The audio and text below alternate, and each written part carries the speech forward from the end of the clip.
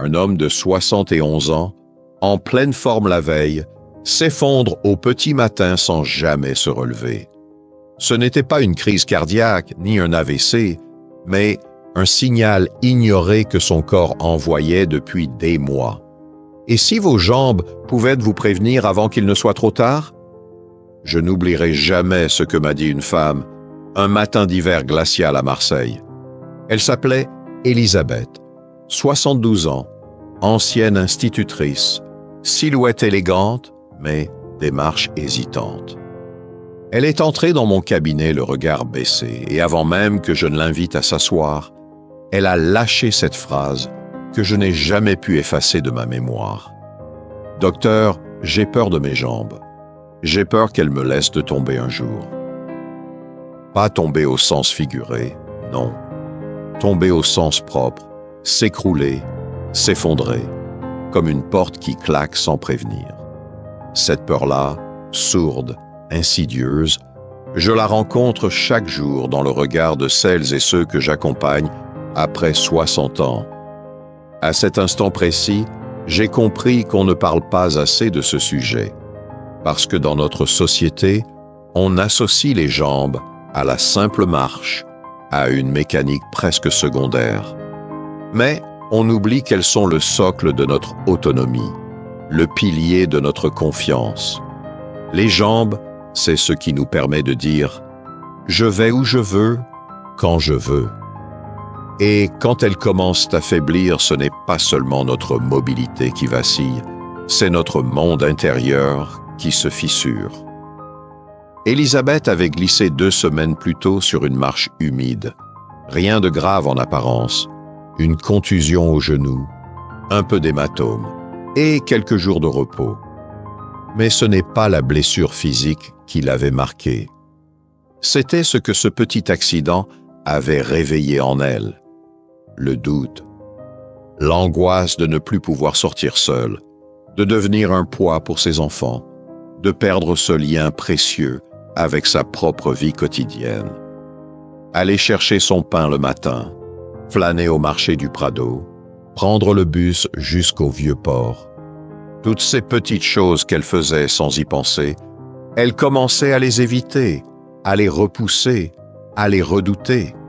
Et elle n'est pas seule. Vous seriez surpris du nombre de personnes, souvent entre 60 et 75 ans, qui me disent la même chose. Pas toujours avec des mots aussi clairs, mais toujours avec ce même regard inquiet. Ce que j'ai appris à travers toutes ces confidences, c'est qu'il existe une souffrance silencieuse que l'on n'ose pas toujours nommer. La peur de perdre l'usage de ses jambes. Ce n'est pas une question de vanité, ni même de performance. C'est une question de liberté, une question de dignité. Le plus douloureux, c'est que cette perte de force ne survient pas brutalement. Elle s'installe lentement, insidieusement. On commence par éviter les escaliers, puis on refuse une promenade trop longue. On s'assoit plus souvent. On trouve des excuses. Et un jour, on réalise qu'on ne sait plus si l'on en est capable. Le corps a sa mémoire. Il sait quand on cesse de lui faire confiance. Et alors, il s'adapte, il s'affaiblit, il abandonne. Mais voilà ce qu'on oublie trop souvent. Ce déclin n'est pas une fatalité. Il est possible de reprendre le dessus, de redonner à nos jambes leur force, leur stabilité, leur courage. Mais cela demande une chose essentielle, comprendre qu'elles ont besoin d'attention, de soins et surtout des bons nutriments. On a trop longtemps cru que les jambes faiblissent simplement parce qu'on vieillit. C'est faux. Bien sûr, le temps joue un rôle, mais dans la majorité des cas, la baisse de tonus vient de carences qu'on ignore. Je me souviens de Gérard, 68 ans, ancien facteur à Toulouse. Il pensait que sa fatigue musculaire venait de l'âge. Il avait arrêté la randonnée puis même le vélo parce qu'il avait peur de se sentir trop lourd. Après quelques examens simples et une discussion approfondie, on a découvert un déficit sévère en vitamine D et en magnésium. 3 mois plus tard, avec une alimentation réajustée, quelques gestes quotidiens simples, il avait retrouvé une légèreté qu'il pensait perdue à jamais. Il m'a dit un jour, en souriant, « Vous savez, docteur, j'ai l'impression que mes jambes sont redevenues miennes. » Ce que je veux vous dire aujourd'hui, c'est que vous n'avez pas besoin d'attendre une chute pour agir. Vous n'avez pas besoin d'avoir mal pour commencer à écouter votre corps. Et surtout, vous n'avez pas besoin d'être sportif, ni jeune, ni parfait. Vous avez juste besoin d'être attentif, de prendre soin de vous, comme on prend soin de quelque chose de précieux. Car c'est exactement ce que sont vos jambes, votre bien le plus précieux pour garder le contrôle de votre vie. Avant d'aller plus loin dans cette vidéo et de vous expliquer ce que vous pouvez faire concrètement pour renforcer vos jambes chaque jour, je vous invite à vous abonner à cette chaîne. Avant d'aller plus loin dans cette vidéo et de vous expliquer ce que vous pouvez faire concrètement pour renforcer vos jambes chaque jour, je vous invite à vous abonner à cette chaîne. C'est grâce à votre soutien que je peux continuer à créer du contenu utile, fiable et inspirant, semaine après semaine. Cliquez sur « S'abonner » et activez la petite cloche pour ne rien manquer des prochaines vidéos. Maintenant, j'aimerais vous poser une question. Une question simple, mais qui peut en dire long. Selon vous, qu'est-ce qui provoque le plus souvent la perte de force dans les jambes après 60 ans? A. Le vieillissement naturel du corps. B. Un manque silencieux de nutriments essentiels. Écrivez votre réponse dans les commentaires, A ou B. Je lirai chacun de vos messages. Car ensemble, nous pouvons mieux comprendre et mieux agir. Je me souviens d'un matin pluvieux à Lyon, où j'ai rencontré Jacqueline, une femme de 74 ans, au regard doux mais fatigué. Elle avait l'habitude de venir me voir une fois tous les 2 ou 3 mois, surtout pour surveiller son cholestérol, disait-elle. Mais ce jour-là, quelque chose avait changé dans sa posture. Elle s'est assise lentement, les mains crispées, sur les accoudoirs de la chaise, et après un long silence, elle m'a confié « Je ne sors presque plus de chez moi, docteur. Même une simple course me semble un effort insurmontable. » Elle n'avait pas eu de chute, pas de diagnostic alarmant, pas de pathologie majeure. Simplement, elle avait commencé à éviter les escaliers. Puis, elle avait décliné l'invitation d'une amie pour une promenade. Puis, elle avait renoncé à prendre le métro. Et enfin, elle restait assise la majorité de la journée, oscillant entre la peur de bouger et la fatigue d'essayer. Ce que Jacqueline traversait, je le vois chez tant de personnes après 60 ans, un glissement lent et presque imperceptible vers la sédentarité. Ce n'est pas toujours intentionnel. On se dit qu'on est juste un peu plus fatigué que d'habitude, ou que le temps n'est pas terrible pour sortir. Et pourtant, derrière ces petites justifications quotidiennes, se cache une réalité biologique bien plus sournoise. Le corps humain, surtout après 50 ans, répond à notre inactivité en s'affaiblissant. Moins on sollicite ses muscles, plus ils s'atrophient.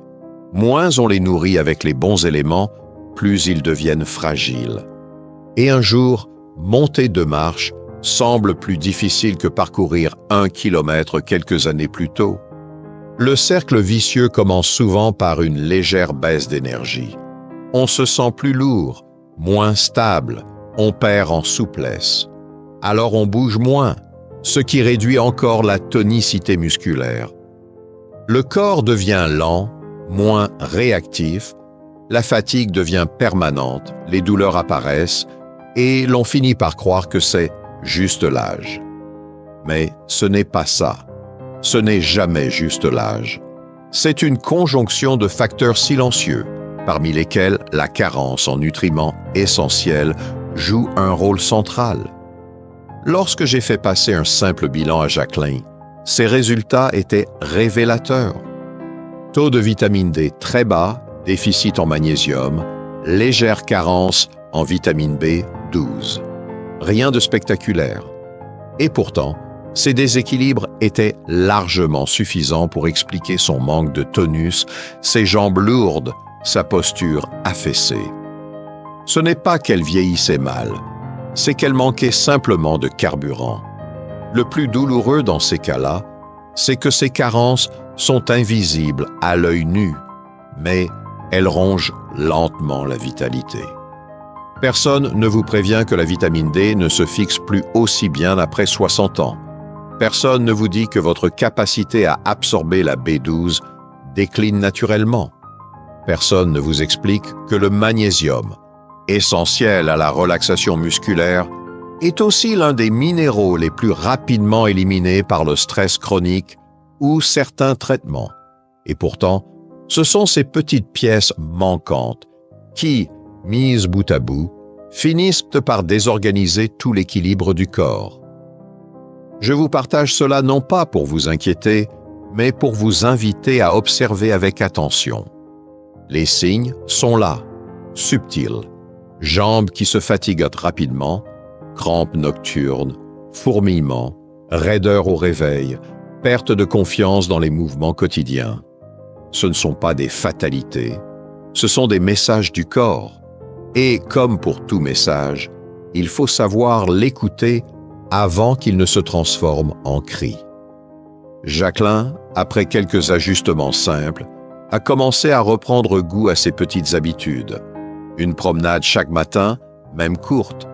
Une alimentation revue pour inclure des sources naturelles de nutriments, poissons gras pour la vitamine D, légumineuses et graines pour le magnésium. Un peu de levure alimentaire dans ses soupes pour la B12. 3 mois plus tard, elle est revenue au cabinet. Ce jour-là, c'est elle qui est montée les escaliers pour venir à mon bureau, sans canne, sans s'arrêter, avec un sourire que je n'avais pas vu depuis longtemps. Ce que cette histoire m'a rappelé et que je partage avec vous aujourd'hui, c'est que le corps humain, même après la soixantaine, a une capacité extraordinaire de récupération. Mais il faut briser le cercle vicieux. Et cela commence par une prise de conscience. Si vous sentez vos jambes moins vives, moins fiables, ne vous résignez pas. Observez, interrogez, ajustez. Votre corps ne vous trahit pas. Il attend simplement que vous lui donniez ce qu'il demande. Et c'est précisément ce que nous allons explorer dans la suite. Les 6 nutriments les plus puissants pour nourrir vos jambes, renforcer votre stabilité et retrouver cette légèreté oubliée. Car comprendre, c'est bien, mais savoir quoi faire concrètement, c'est encore mieux. Je vais vous dire une chose que j'aurais aimé entendre plus tôt, bien avant que certains de mes patients ne commencent à perdre l'assurance dans leurs pas. La force de nos jambes n'est pas qu'une question de muscles, c'est aussi et surtout une question de nutrition cellulaire. Ce que nous mettons dans notre assiette jour après jour influe directement sur notre capacité à nous tenir debout, à marcher sans douleur, à gravir des marches sans craindre de tomber.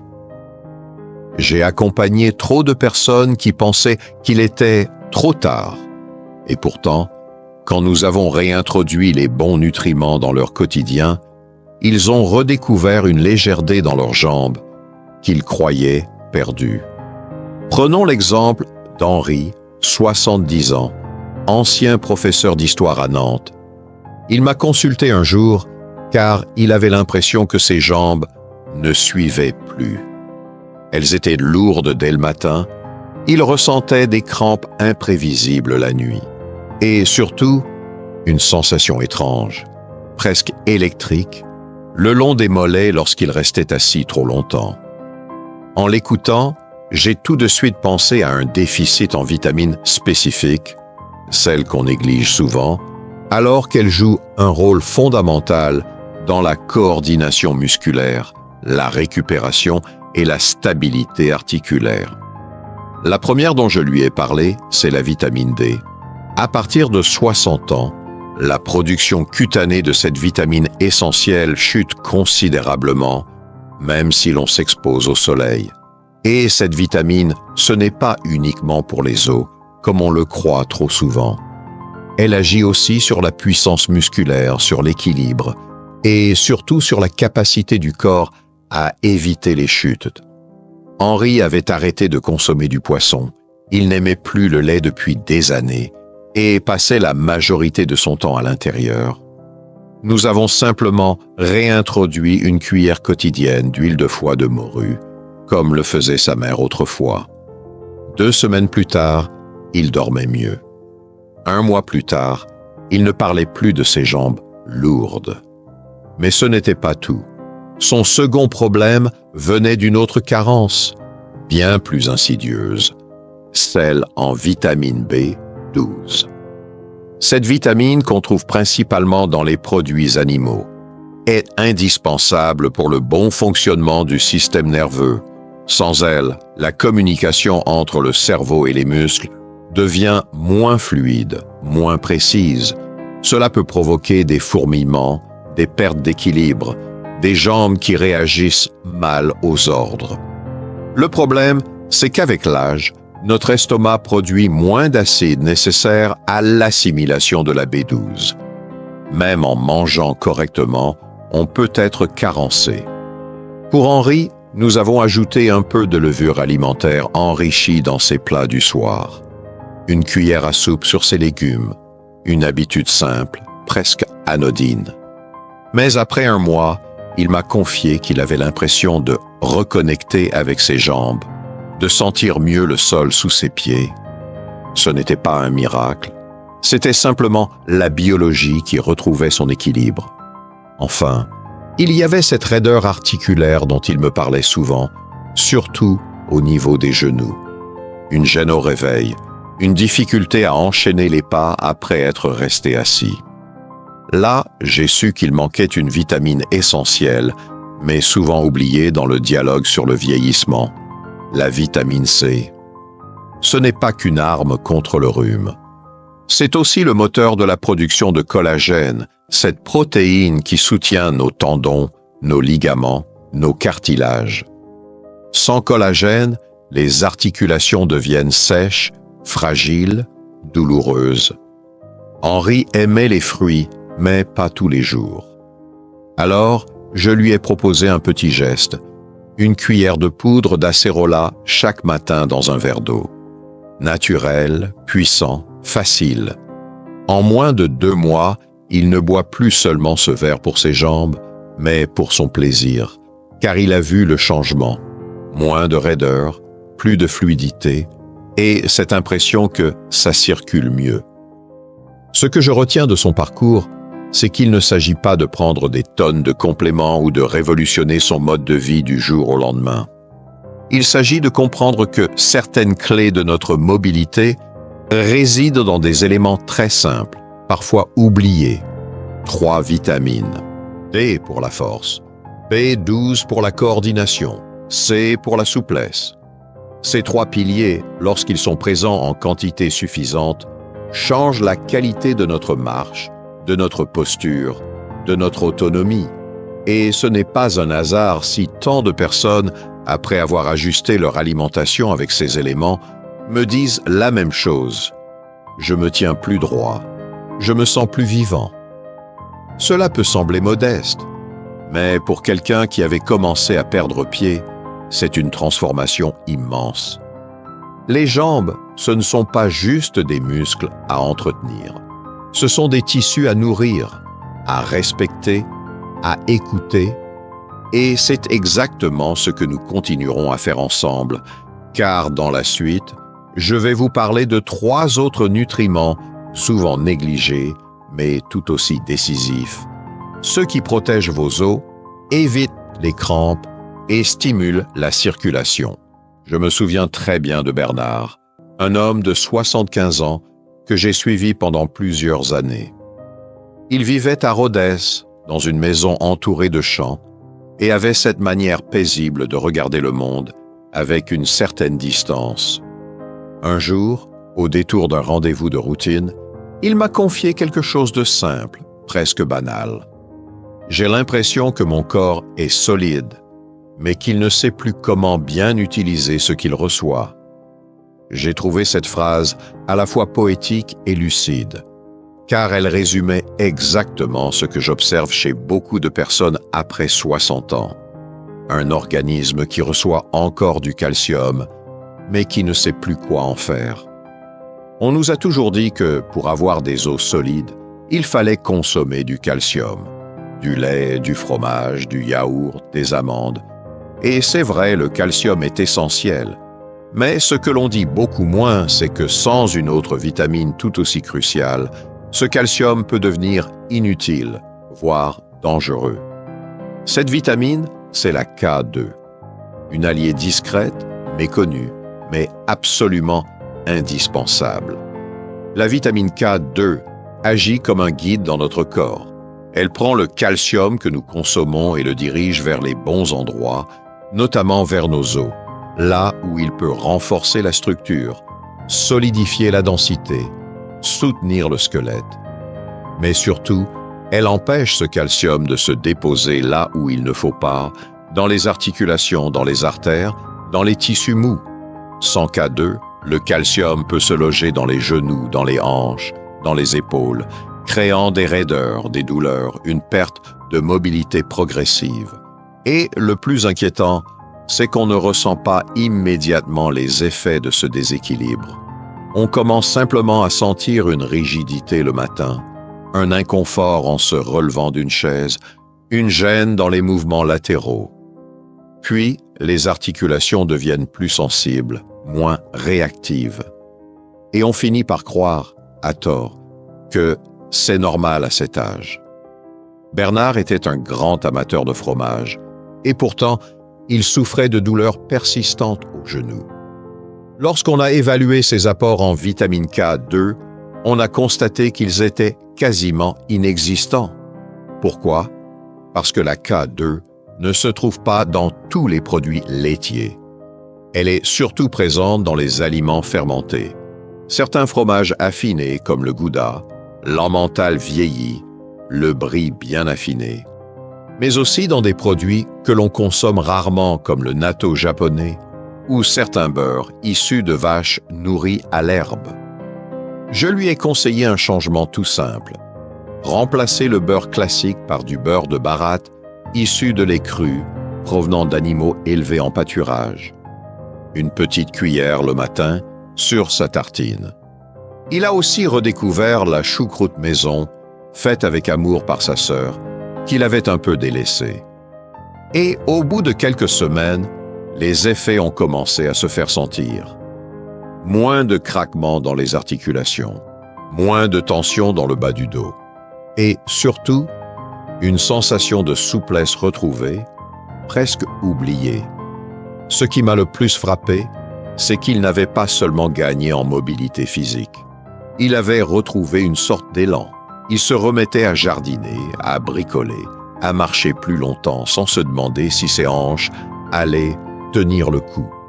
Ce n'était pas une transformation spectaculaire, mais elle était durable, silencieuse, ancrée dans le réel, comme si son corps avait enfin repris le bon chemin.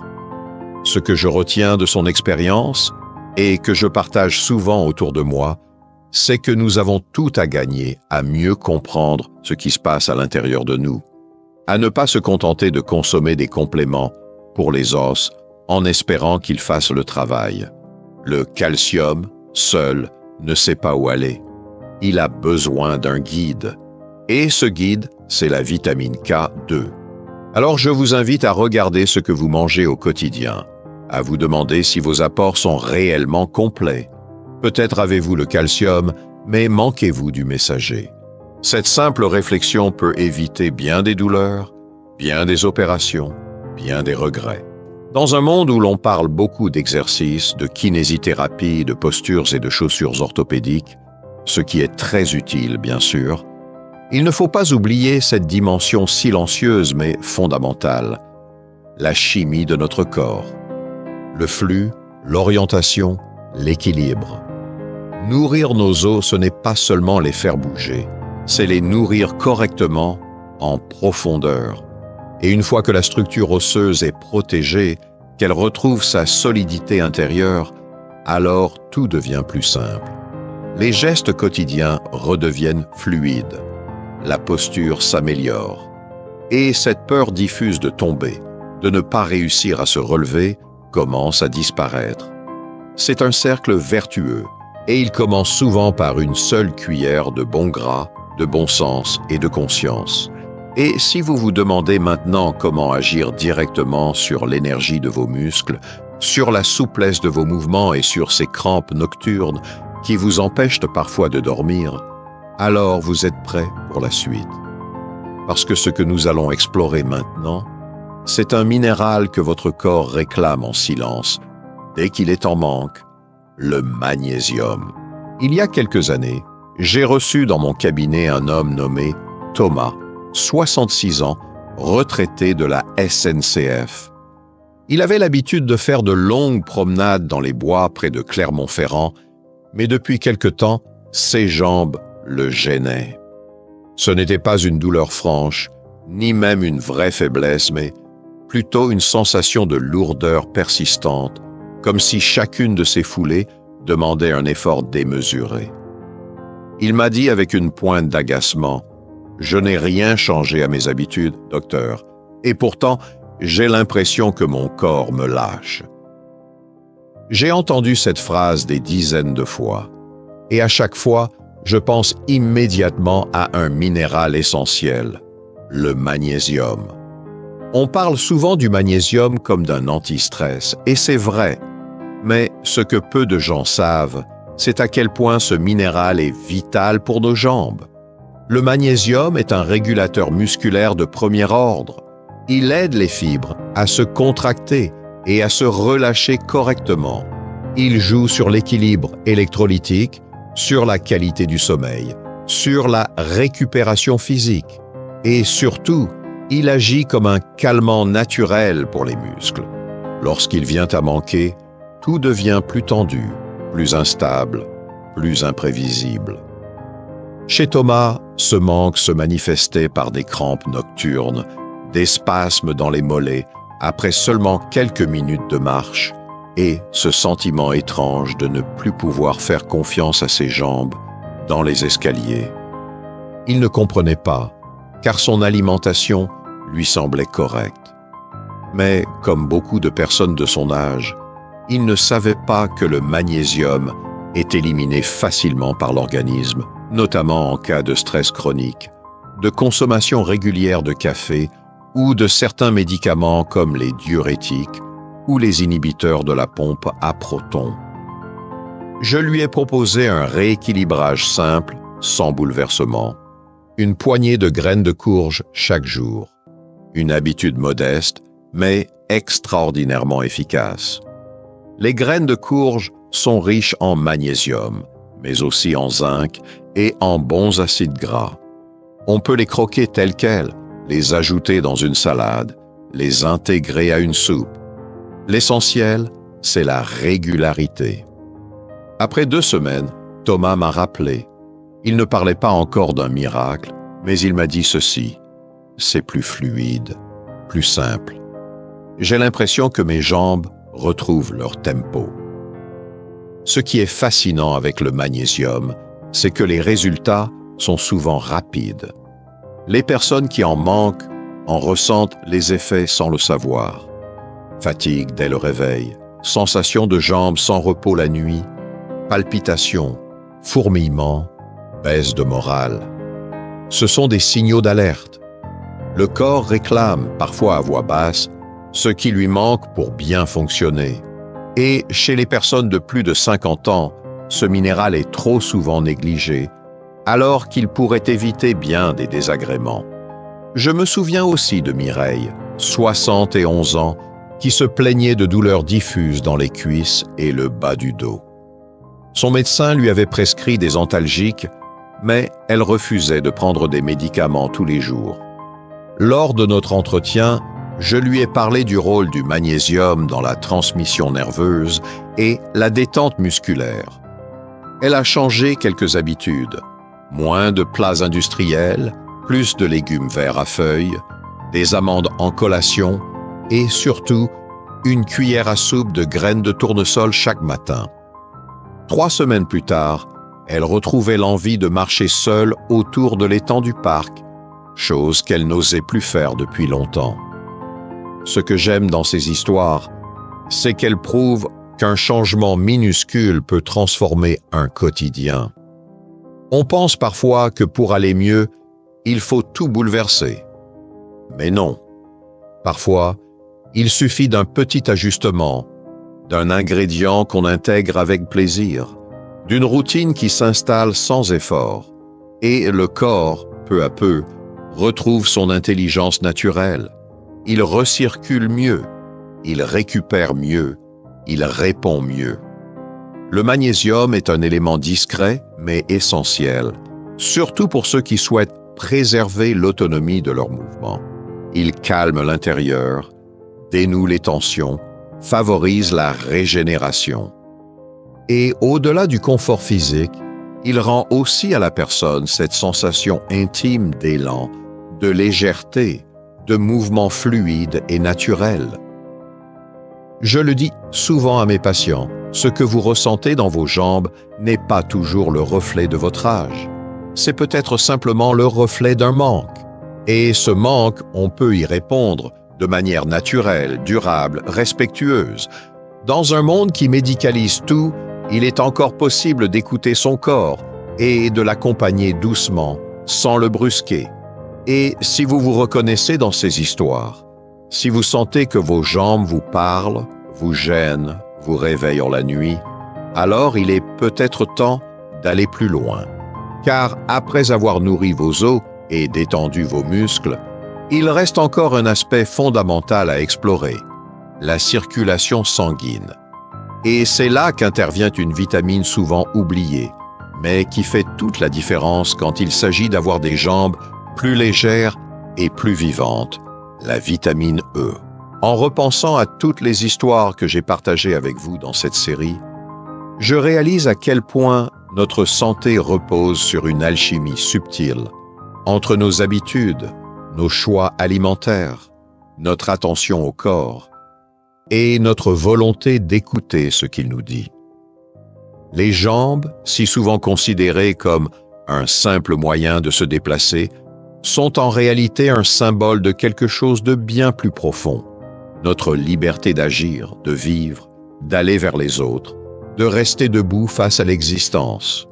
Au fil des années, beaucoup acceptent sans se poser de questions le fait que vieillir, c'est forcément perdre en force, en stabilité, en fluidité.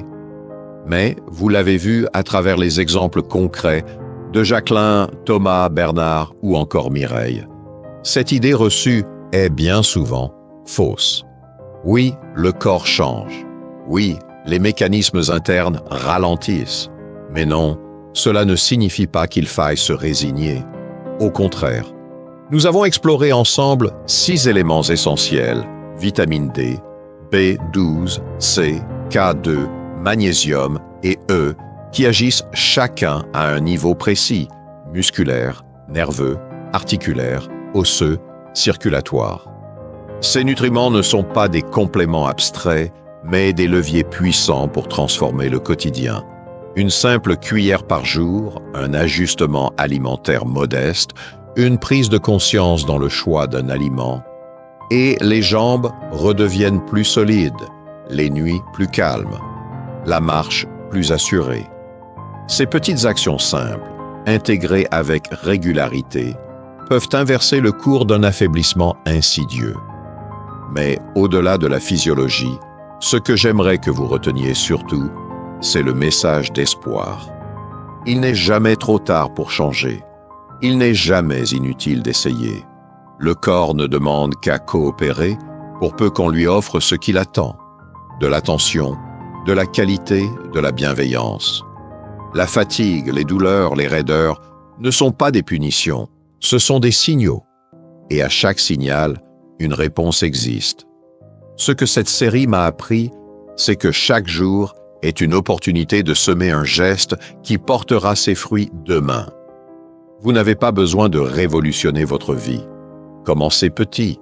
Une cuillère de graines de courge le matin, un peu d'acérola dans votre eau, quelques minutes de soleil au réveil, et surtout une conscience nouvelle, celle de votre propre valeur, de votre propre capacité à agir pour vous-même. Ne laissez pas les douleurs dicter votre quotidien.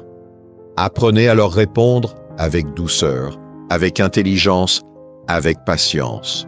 Et maintenant, je vous invite à réagir.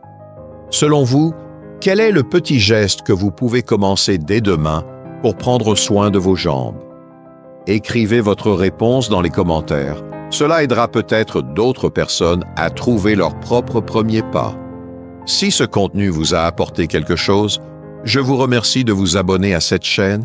C'est votre soutien qui me donne la force de continuer à créer du contenu utile et inspirant. Et si vous souhaitez soutenir encore davantage cette démarche, vous pouvez faire un petit don pour contribuer à la création des prochaines vidéos.